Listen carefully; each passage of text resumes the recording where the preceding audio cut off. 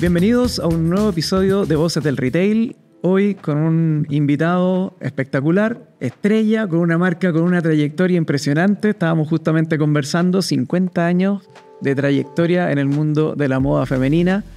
Nos acompaña hoy Sebastián Berkowitz, gerente general de Privilege. Muchas gracias, Gonzalo. Gracias por la invitación. Realmente un orgullo estar acá contigo. No, gracias por aceptar venir a compartir las experiencias de la empresa, el cómo comenzaron. Tratamos aquí de hacer una conversación que sea grata para la gente desde el punto de vista de poder conocer un poquito cómo funcionan este tipo de emprendimiento, ya con bastante experiencia y trayectoria, que le quede algo también a la gente que está partiendo en este tipo de negocio. Del mundo de la moda está lleno, hay mucho e-commerce que parte por ahí vendiendo hoy día, están esas posibilidades de entrar de una forma más fácil. Cuéntanos un poquito, Sebastián, de la empresa de ustedes, estos 50 años, ¿quién partió con la idea, cómo partió el negocio? Bueno, quedó la vara alta con la introducción, así que ojalá podamos aportarle algo ahí a la gente que nos escuche después. Mira, Privilege, la verdad es que es una historia muy linda, familiar. La marca como tal ya tiene un poco más de 50 años, pero la empresa casi 80. Mis bisabuelos inmigrantes llegaron con una mano adelante y otra atrás, como muchos en la época, y se les ocurrió la brillante idea en ese entonces, hoy día sería una idea un poco funada, de traer pieles de Europa. Y partieron con una peletería, traían pieles de altísima calidad y abrigaban, ¿cierto?, a las mujeres de la alta sociedad chilena con pieles traídas de Europa. Fueron bien pioneros en ese rubro. Años después se incorporó mi abuelo y con la incorporación de mi abuelo el negocio fue tomando un giro un poquito distinto y crearon lo que se conoció muchos años como Berkowitz Modas.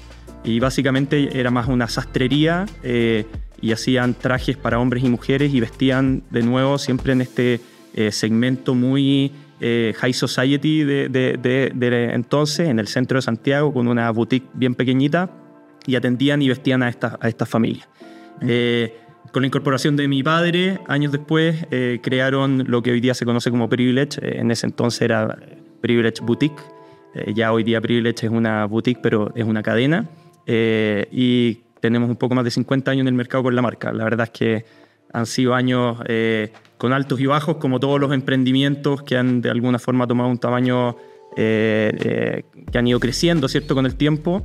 Y con el paso de las generaciones, tanto en la familia como en nuestros clientes, hemos tenido que irnos transformando a lo que somos hoy día y gracias a Dios tenemos una marca súper bien posicionada en el mercado y con ganas de seguir creciendo. Pues Sebastián, ustedes hoy día están enfocados en la moda femenina. ¿Esto partió para hombres y para mujeres o partió desde el mundo? Mira, ha tenido distintos bemoles porque también en el retail tuvimos algunas incursiones en la moda masculina y hoy día efectivamente Privilege es una marca 100% enfocada en la mujer, pero también tenemos por el lado un negocio que es B2B donde hacemos ropa de trabajo y uniformes corporativos. Okay. Y ahí vestimos hombres, mujeres indistintamente, hacemos uniformes aerolíneas, bancos, ISAPRES, clínicas. Entonces, en realidad siempre hemos estado de alguna forma relacionados con el mundo de la moda, de la confección, de la industria textil. ¿Y esa línea va con otra marca? Sí, los uniformes tienen nuestro apellido, que con mucho orgullo llevan las etiquetas Berkowitz. Hacemos los uniformes, por ejemplo, de LATAM, de la aerolínea, para todo el mundo. Así que hay pilotos y tripulantes de la aerolínea usando ropa que tiene una etiquetita que dice Berkowitz.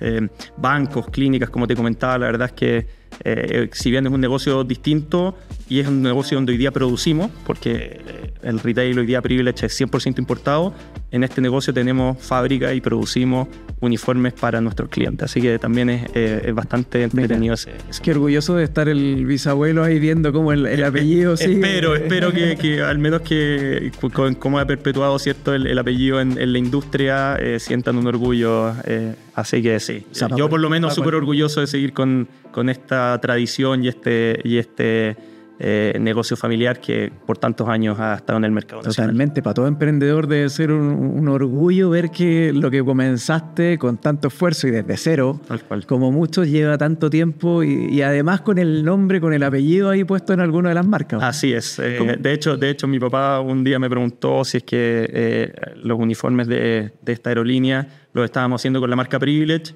Yo le dije que no, que íbamos a mantener cierto el apellido ahí en la etiqueta.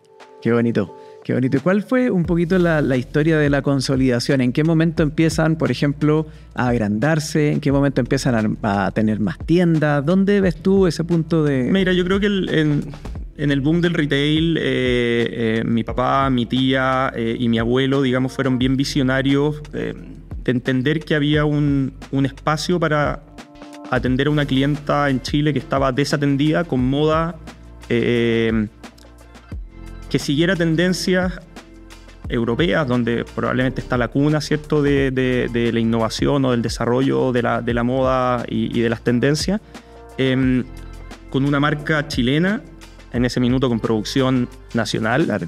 La empresa llegó a tener, no sé, 120 o 140 maquinistas, ¿cierto?, produciendo las colecciones, pero trayendo lo último en tendencias que a Chile en ese minuto probablemente todavía no llegaba, o no llegaba tan cerca a esa clienta que lo necesitaba. Y en los 90, ¿cierto?, partió esta expansión un poquito más agresiva, con la apertura de tiendas en los principales malls de Santiago. Abrió Parque Arauco, abrió Alto Las Condes, ¿cierto? Y Privilege siempre estuvo ahí, en una buena ubicación, en el primer piso. Y hoy día estamos todavía ahí en una buena ubicación en el primer piso, ¿cierto?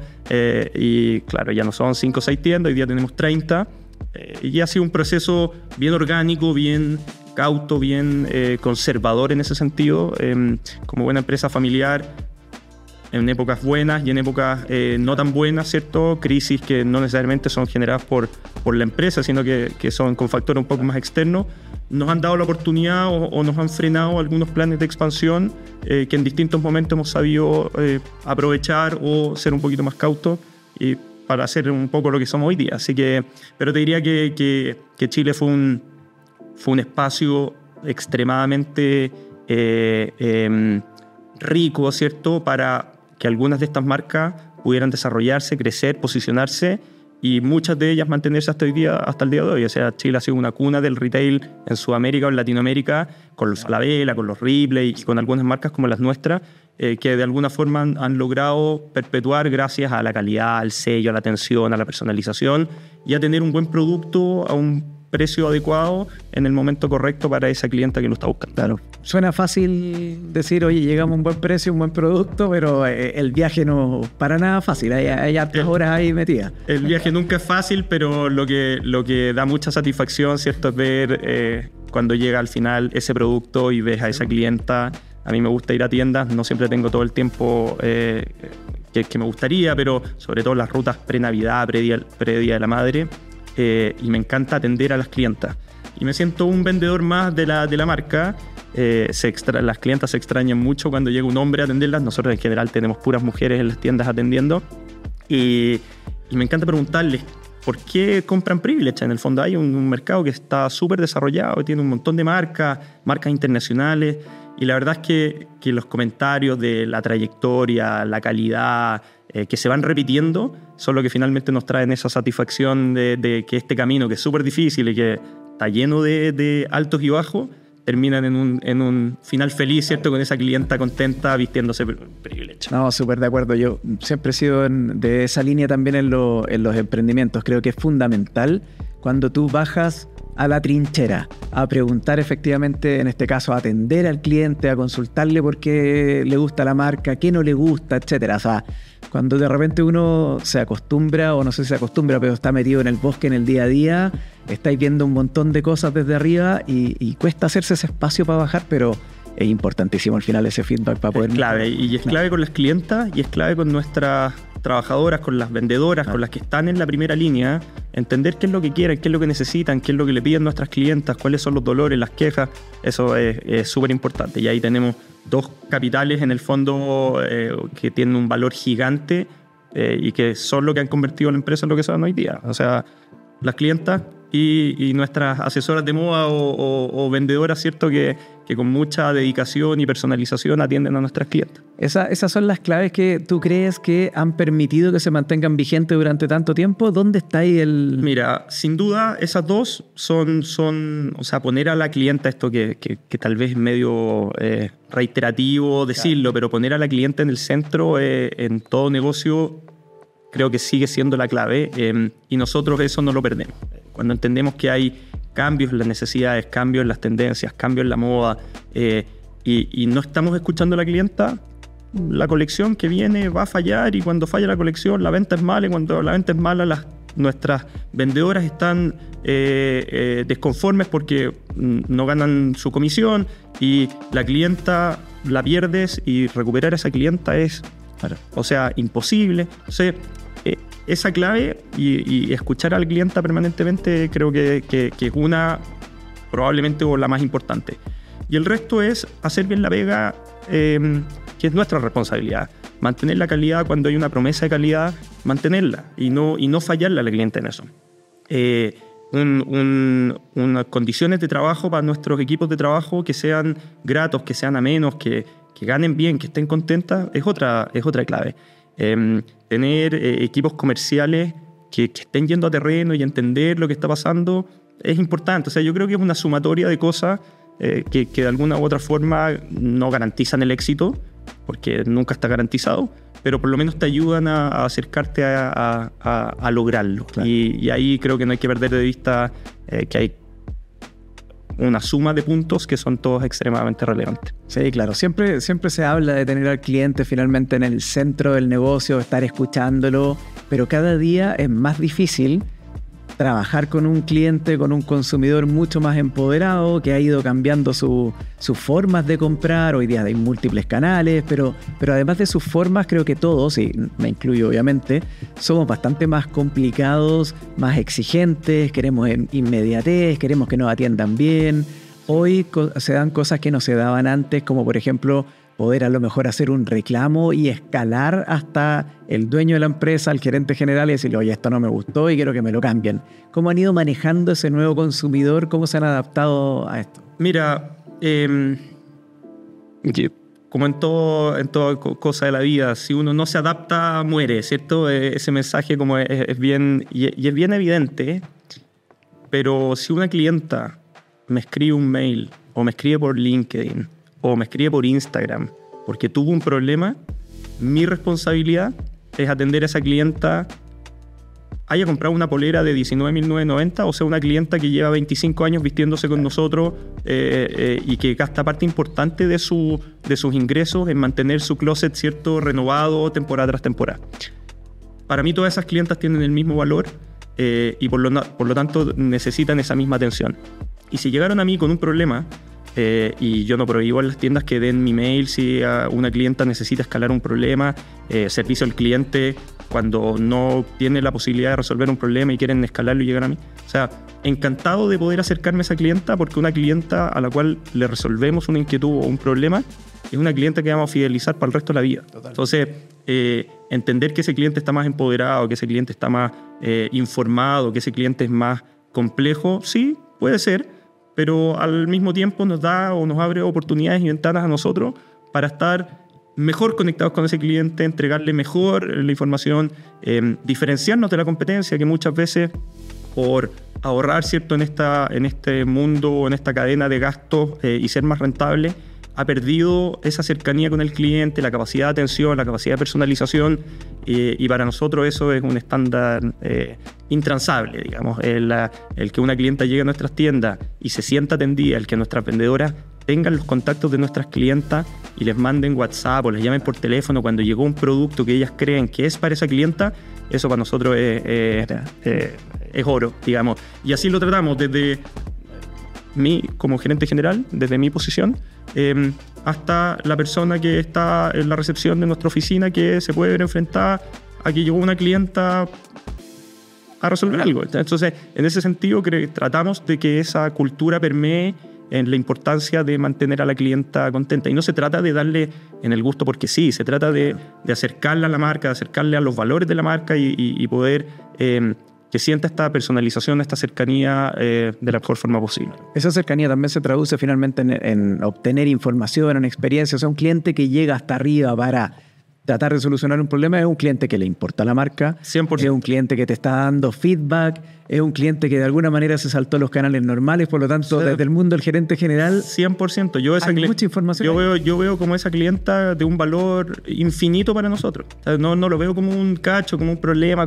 no, al revés. Yo veo a esa clienta como un valor, una oportunidad que nos puede entregar un montón. Yo siempre le digo a la gente que trabaja con nosotros, los equipos comerciales, los equipos de marketing, a las vendedoras, cuando una clienta se dio el tiempo de acercarse a tu marca, entró a tu tienda, navegó en tu sitio web, compró, pagó, cualquiera de las anteriores, o definitivamente no compró, pero ya tuvo la intención, esa es una clienta o una potencial clienta para toda la vida. Sí, claro. Entonces, una mala atención, que el sitio no funcionó, que la pasarela de pago estaba trabada, que la vendedora decidió estar mirando su teléfono en vez de atender, todas esas son cosas que no van a mermar ese día de venta.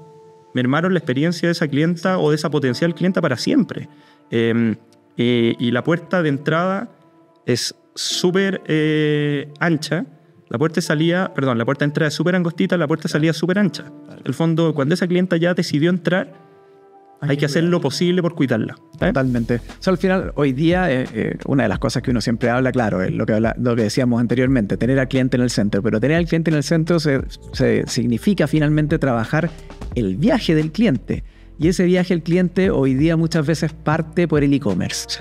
Por comprar en Internet, por vitrinear en Internet. 100%. ¿Cómo han trabajado ustedes la parte del e-commerce? ¿Qué les ha significado hoy día? Mira, como buena empresa familiar, ¿cierto? Donde la mayoría de las cosas se hacían de alguna forma y no se le veía valor tal vez a innovar o hacer otras cosas. Cuando me pidieron que yo de alguna forma me hiciera cargo de la empresa, uno de los proyectos que puse como prioritarios era justamente incursionar en el mundo online. Fue justo antes del estallido social, pandemia, sacamos nuestro sitio en una versión 1.0. ¿En medio de la pandemia? Te diría que la Marcha Blanca la estábamos haciendo época estallido y lanzamos el sitio ya operativo justo pre-pandemia. Ya estaban ahí a medio. Estamos ahí, ya gracias a Dios, con un sitio operativo, ¿cierto? Teníamos pasarela de pago, teníamos un catálogo más o menos bien cargado en el sitio.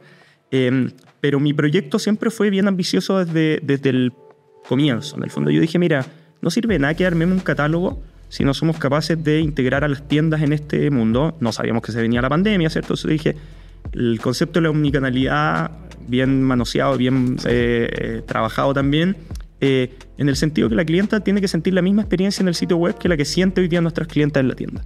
Que puedan cambiar el producto en tienda, devolverlo en tienda, que podamos despachar desde tienda, clientes que puedan retirar. Eso fue un proyecto bien ambicioso, vamos a decir, tecnológicamente y de proceso desde un inicio. Evidentemente, en algunas categorías el e-commerce es más fácil que en otras. En los artículos duros, en electro, en telefonía, es más trivial.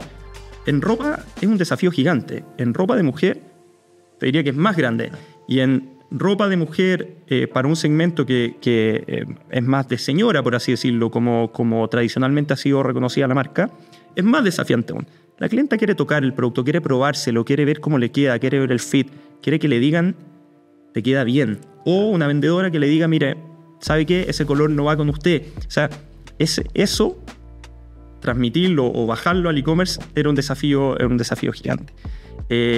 Pero gracias a haber de alguna forma pensado bien el proyecto, armado un equipo que fue capaz de implementar y de ejecutar y tener la conciencia de que este canal era igual de importante que cualquiera de nuestras tiendas y que tiene nuestra marca, la reputación de la marca y tiene que de alguna forma atender a la clienta de la misma forma como nos gusta que lo hagan en las tiendas, generó que se abriera una oportunidad que incluso estaba subdimensionada como proyecto inicial y que hoy día, gracias a Dios, ha sido un proyecto súper exitoso. Tenemos la gracia de que hemos sido capaces de captar clientas nuevas que probablemente no estaban entrando en nuestras tiendas, que probablemente no tenían una tienda cercana tampoco. O sea, tenemos 30 tiendas en Chile, hay un montón de ciudades y un montón de comunas donde las clientas quieren de alguna forma aspirar a una marca que no está cerca de ellas. Bueno, el e-commerce nos permitió llegar a esa clienta de una súper buena manera obviamente no exento problemas, como todo proyecto nuevo, como todo proyecto que tiene complejidades adicionales, la logística, la última milla, la dirección, el cambio, etcétera. Pero nos permitió llegar a esa clienta y que por la buena experiencia se vuelve una clienta igual de fiel como una clienta que entró hace 10 o 15 años a un Privilege en Alto Las Condes o en Plaza Oeste y que sigue siendo nuestra clienta hoy día. Entonces, en realidad lo vemos que si bien ha sido un tremendo desafío, lo vemos como una oportunidad increíble, digamos, para extender la marca y para acercarnos a clientas que no necesariamente eran nuestras clientas más tradicionales. Claro, totalmente. El e-commerce te da esa posibilidad, en el fondo, de poder llegar a gente que no es tu clienta, gente que no ha pasado tal vez por fuera de la tienda y ha entrado, y te da esa posibilidad de darle esa experiencia y tratar de engancharlo, que no es fácil, sobre 100%. todo en el mundo de la moda femenina, que está lleno. Y es muy divertido escuchar hoy día, hay clientas de 25, 28 años que están empezando sus etapas laborales y que siempre vieron a su mamá o incluso su abuela vestirse en Privilege, ¿cierto? Una marca que tiene más de 50 años, ha tenido esta trascendencia en el mercado nacional y que decían, no, ¿cómo voy a entrar a Privilege a una tienda? Ahí va mi mamá, bueno, pero en un clic con una publicidad que les apareció en Instagram, llegaron a nuestro sitio web y se dieron cuenta que hoy día es una marca que te acompaña en tus ocasiones de uso, no en tu edad. Claro. Y hoy día las mujeres se quieren vestir, quieren verse bien, quieren estar cómodas, según lo que quieren hacer. Oye, el fin de semana más casual, al trabajo un poquito más formal, vestidos de noche, de fiesta, colecciones que de alguna forma con el equipo producto hemos ido abarcando y que permiten que esa clienta, que no hubiese entrado tal vez a nuestra tienda, vio una imagen en Instagram que le encantó y terminó comprando en Privilege a los 25, 28 años, cosa que antes no era tan trivial, digamos, esa decisión cuando estaba caminando en el pasillo del mall. Claro. De hecho, ustedes en la página tienen algo muy apuntando a lo que acabas de mencionar, esto de que tú te metes a la página y quieres comprar algo puntualmente para una ocasión o para ir a trabajar o para una fiesta. Ustedes tienen una parte donde tú puedes como comprar el look en el fondo. Entonces ves el look, apretas un botoncito, te sale todo listo para llegar y comprarlo. Otro de las ideas ambiciosas que tuvimos desde el primer minuto, el Shop de Look, armamos las tenías completas, que son principalmente nuestras campañas, ¿cierto? O sea, cuando nosotros, colección tras colección, diseñamos las cápsulas o la identidad de la temporada, el equipo de producto crea las campañas en base a looks. Y esos son los looks que vendemos. Entonces, un pantalón, una polera, una blusa, una chaqueta, un tejido, los aritos, el collar, que son accesorios y complementos que hemos ido incorporando, ¿cierto?, en nuestras colecciones.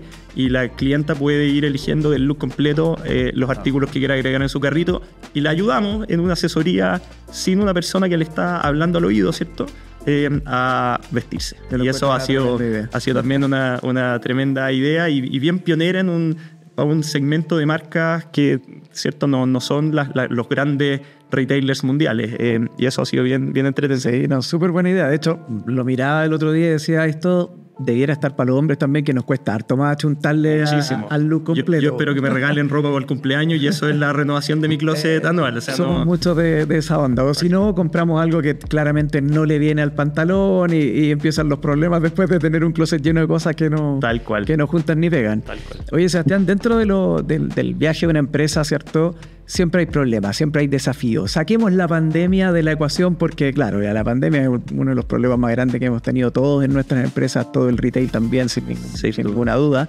Pero ¿qué desafío te acuerdas que hayan tenido en el último tiempo que tú hayas dicho, oye, esto fue difícil, se pasó, hicimos esto? ¿Dónde están esa experiencia? Efectivamente, yo creo que para todos los que estamos aquí en los últimos años en esta industria, en el retail, el estallido social nos pegó un montón. El estallido social tuvo un impacto evidentemente a nivel país, pero en las calles nuestras tiendas se vieron súper perjudicadas y fueron varios días que dormimos poco viendo los videos, las grabaciones, las cámaras de seguridad, hablar con los guardias. Después se nos vino la pandemia y nos abocamos, ¿cierto?, a este gran problema que vio el país completo y que cada una de las industrias o cada una de las áreas de la economía del país se vieron afectadas por un tema de salud que le pegó a todos los chilenos. Pero en el día a día de una empresa familiar siempre hay desafíos y problemas.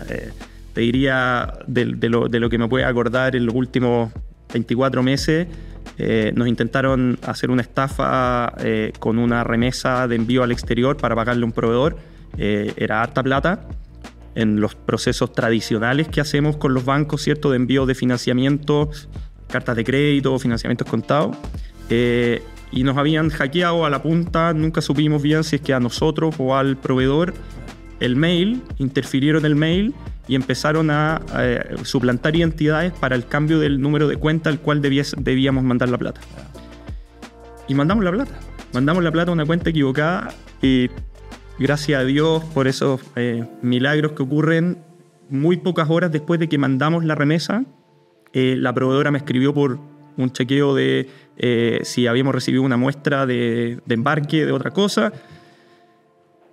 Y le digo, te mandé el pago, me dice no lo he recibido, déjame chequear, aquí va el SWIFT, Sebastián, la cuenta que me mandaste la plata no corresponde.